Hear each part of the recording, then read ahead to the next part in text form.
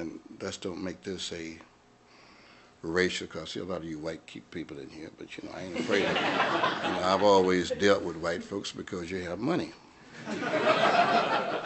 And my theory about life is simple. You got it, and so look, I don't want 100% of it, but I just want a portion that I can do whatever.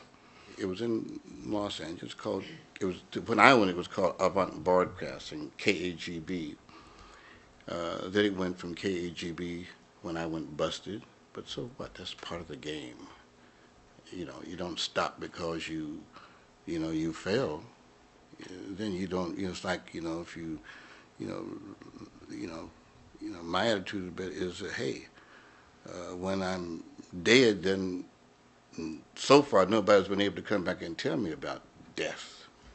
So until that happens, I want to live. So to me in business, so when I had the radio station, I kept it for about almost 4 years, and it was on a wing and a prayer. But I went busted. Willie Davis bought it. It's called K-Ace. 4 years ago, I'm in a restaurant, and he came to 5 years ago, I guess it was, and I was having lunch with someone, and he was at a table near, and he said, "I want to see you before I leave." So Willie said to me that day, he said, "Before you read it, I'm selling the station." I said, "Great." And he started to laugh. He said, "Now, Clarence, remember when I bought out of bankruptcy, I said one thing to you, which is, this is something very important." He says,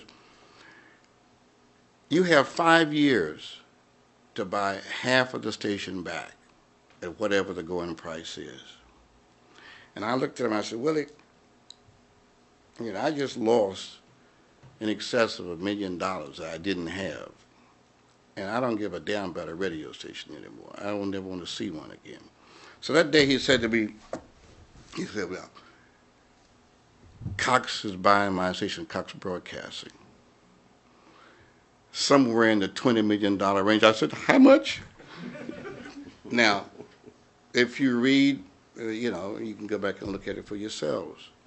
About 4 years ago, Cox Broadcasting sold that same station to a Hispanic group for $75 million.